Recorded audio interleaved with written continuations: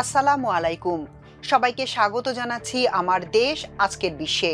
সঙ্গে আছি তাহমিনা তাসির। শুরুতেই জানিয়ে দিচ্ছি সংবাদ শিরোনাম। ব্যালটে নিজের নাম না থাকায় ডেমোক্রেটরা জিতেছে, মন্তব্য ট্রাম্পের। শব্দের চেয়ে ৩ গুণ গতির পারমাণবিক ক্ষেপণাস্ত্র তৈরি করছে রাশিয়া, জানালেন পুতিন।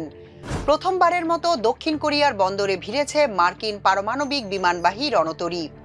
আন্তর্জাতিক নিরাপত্তা বাহিনী গঠন, গাজা শাসনে জাতিসংঘের কাছে প্রস্তাব যুক্তরাষ্ট্রের। পাকিস্তানের সঙ্গে সংঘাতের প্রথম দিনই যুদ্ধবিরতির প্রস্তাব দিয়েছিল ভারত, মন্তব্য দেশটির বিমান বাহিনী প্রধানের। ভারতের ভোটার তালিকা সংশোধন, বাদ পড়তে পারে লাখো মুসলিম। এবার বিস্তারিত। যুক্তরাষ্ট্রের বেশ কয়েকটি স্টেটে বিভিন্ন পদে মঙ্গলবারের নির্বাচনে রিপাবলিকান প্রার্থীদের প্রত্যাখ্যান করেছেন ভোটাররা। 3টি বড় নির্বাচনে রিপাবলিকানদের পরাজিত করে বিপুল ভোটে জয়ী হয়েছেন ডেমোক্রেট প্রার্থীরা। ট্রাম্পের দাবি, ব্যালটে তার নাম না থাকায় হেরেছেন রিপাবলিকান প্রার্থীরা। এবিসি নিউজের এক প্রতিবেদনে বলা হয়, ব্যালটে ডোনাল্ড ট্রাম্পের নাম না থাকলেও গত 9 মাসে তার নেয়া নানা পদক্ষেপের প্রতিফলন ঘটেছে নির্বাচনী ফলাফলে। নির্বাচনের ফলাফলের বিষয়ে প্রতিক্রিয়া জানিয়েছেন মার্কিন প্রেসিডেন্ট ট্রাম্প। সামাজিক মাধ্যম ট্রুথ সোশ্যালে দেয়া পোস্টে তিনি লেখেন, ট্রাম্প ব্যালটে ছিলেন না এবং ফেডারেল সরকারের চলমান অচলাবস্থা, এই দুটি কারণেই জিতেছে ডেমোক্রেটরা। সেই সঙ্গে তিনি আবারও ডাকযোগে ভোট বাতিলের আহ্বান জানিয়েছেন। সামাজিক মাধ্যমে তিনি আরও বলেন, ভোটার সংস্কার পাশ করুন, ডাকযোগে ব্যালট ব্যবহার করবেন না। আর নিউ ইয়র্ক সিটির মেয়র পদে জয়ী হওয়ার জন্য জোহরান মামদানি যখন আবেগঘন এক বিজয় ভাষণ দিচ্ছিলেন, তখন ট্রাম্প পোস্ট করেন, এটা শুরু হলো। এই সপ্তাহের শুরুতে প্রেসিডেন্ট ট্রাম্প হুমকি দিয়েছিলেন, মামদানি জিতলে নিউ ইয়র্ক সিটির জন্য সরকারি তহবিল আটকে দেয়া হবে। রাশিয়া নতুন প্রজন্মের পারমাণবিক ক্রুজ ক্ষেপণাস্ত্র নির্মাণ শুরু করেছে বলে ঘোষণা দিয়েছেন দেশটির প্রেসিডেন্ট ভ্লাদিমির পুতিন। তিনি বলেছেন, এই ক্ষেপণাস্ত্রের গতি শব্দের চেয়ে 3 গুণ বেশি হবে। গতকাল মঙ্গলবার প্রেসিডেন্ট পুতিন একথা জানান। পুতিন বলেন, নতুন প্রজন্মের পারমাণবিক ক্রুজ ক্ষেপণাস্ত্র তৈরির কাজ শুরু হয়েছে। এই ক্ষেপণাস্ত্রের গতি শব্দের গতির চেয়ে 3 গুণেরও বেশি হবে। ভবিষ্যতে তা হাইপারসনিক গতিতেও পৌঁছাবে। রুশ প্রেসিডেন্ট জানান, রাশিয়া এখন এমন এক নতুন প্রজন্মের অস্ত্র তৈরি করছে যেগুলো বুরেভেসনিক ও পোসেইডনের মতো একই ধরনের শক্তি ইউনিটের উপর ভিত্তি করে তৈরি হবে। বুসেভেরেন্সিক ক্ষেপণাস্ত্র তৈরি রাশিয়ার মানুষের জন্য ঐতিহাসিক অর্জন, যা আগামী কয়েক দশক দেশের নিরাপত্তা ও কৌশলগত ভারসাম্য নিশ্চিত করবে। রুশ প্রেসিডেন্ট বলেন, মস্কো কোনো দেশের জন্য হুমকি নয়। অন্যান্য পারমাণবিক শক্তিধর দেশের মতো রাশিয়াও তার পারমাণবিক সক্ষমতা আধুনিক করছে। এই বছর আমরা সারমাত আন্তঃমহাদেশীয় ব্যালিস্টিক ক্ষেপণাস্ত্র সিস্টেমকে যুদ্ধ পরীক্ষায় ব্যবহার করব এবং আগামী বছর এটি পূর্ণাঙ্গ যুদ্ধ অবস্থানে মোতায়েন করা হবে। দক্ষিণ কোরিয়ার বুসানের নৌঘাটিতে পৌঁছেছে যুক্তরাষ্ট্রের পারমাণবিক শক্তিচালিত বিমানবাহী রণতরী জর্জ ওয়াশিংটন। বুধবার খবরটি নিশ্চিত করেছে দক্ষিণ কোরিয়ার সংবাদ সংস্থা ইয়নহ্যাপ। এই রণতরীর সঙ্গে রয়েছে একটি মিসাইল ক্রুজার এবং 2টি এইজিস সিস্টেম সজ্জিত ধ্বংসাত্মক অস্ত্র। সরঞ্জাম পুনরায় সরবরাহ করা এবং নাবিকদের বিশ্রাম দেওয়াই এই সফরের অন্যতম উদ্দেশ্য। দক্ষিণ কোরিয়ার নৌবাহিনী তাদের আনুষ্ঠানিক এক বিবৃতিতে জানিয়েছে, যুক্তরাষ্ট্রের 5ম বিমানবাহী রণতরী গ্রুপের আগমন উপলক্ষে দুই দেশের নৌবাহিনীর মধ্যে বিনিময় ও সহযোগিতা আরও জোরদার করা হবে এবং প্রতিরক্ষা সক্ষমতা বৃদ্ধি করা হবে। প্রেসিডেন্ট লি জে মিয়ং দায়িত্ব গ্রহণের পর যুক্তরাষ্ট্রের কোনো বিমানবাহী রণতরীর এটি প্রথমবার দক্ষিণ কোরিয়ার বন্দর সফর। সবশেষ চলতি বছরের মার্চে মার্কিন নৌবাহিনীর একটি রণতরী বুসান বন্দরে প্রবেশ করেছিল।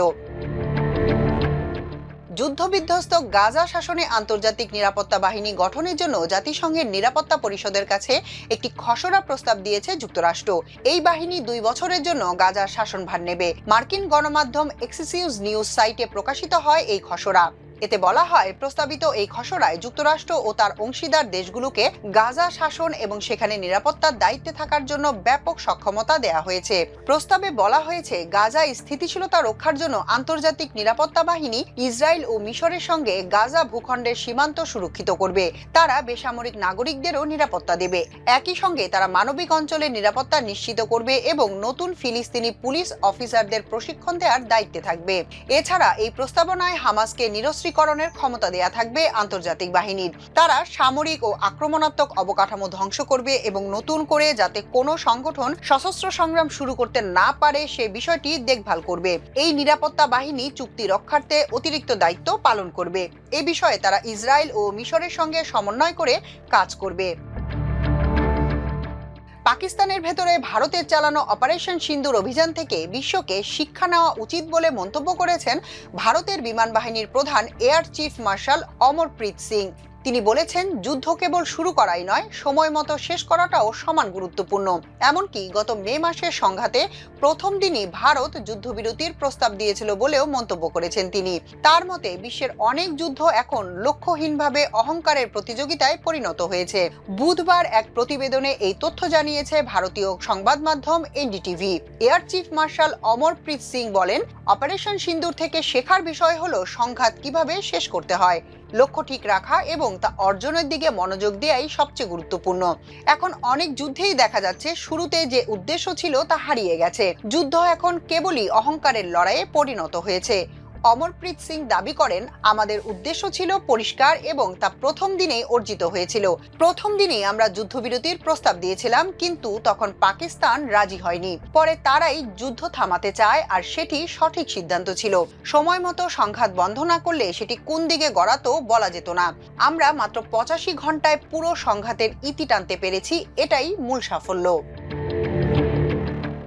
ভারতে নতুন করে ভোটার তালিকা হালনাগাদের কাজ শুরু করেছে নরেন্দ্র মোদী সরকার। মঙ্গলবার থেকে শুরু হওয়া এই কার্যক্রমে সবচেয়ে বড় আশঙ্কা দেখা দিয়েছে মুসলিম ভোটারদের নিয়ে। কারণ নতুন এই তালিকা থেকে বাদ যেতে পারেন কয়েক লাখ মুসলিম ভোটার। ফলে বিশ্বের বৃহত্তম গণতান্ত্রিক দেশটিতে মুসলমানরা ভোটাধিকার থেকে বঞ্চিত হতে পারেন। তবে কর্মকর্তারা বলছেন, এই ভোটার তালিকা হালনাগাদের অর্থ হলো সঠিক ভোটার শনাক্ত এবং জাল ভোটারদের তালিকা থেকে বাদ দেওয়া। তবে বিরোধী নেতা এবং অধিকার গোষ্ঠীগুলো এই অভিযানকে প্রধানমন্ত্রী নরেন্দ্র মোদীর বিজেপি সংখ্যালঘু সম্প্রদায়ের লোকদের বাদ দেওয়ার পায়তারা বলে অভিহিত করেছে। বছরের শুরুতে বিহারে সংশোধনীর কাজ শুরু করে নির্বাচন কমিশন। 6 নভেম্বর থেকে শুরু হতে যাওয়া রাজ্য নির্বাচনের আগেই এখানকার ভোটার তালিকা সংশোধন করা হয়। আর এই তালিকা থেকে বাদ পড়ে প্রায় 65 লাখ নাম, যাকে ইসিআই বলছে অবৈধ অভিবাসীদের তালিকা থেকে বাদ দেওয়া। এদিকে মোদীর হিন্দু জাতীয়তাবাদী দল দীর্ঘদিন ধরে দাবি করে আসছে, প্রতিবেশী বাংলাদেশ থেকে অবৈধভাবে আসা মুসলিম অভিবাসীরা জালিয়াতি করে ভোটার হিসেবে নিবন্ধন করেছেন।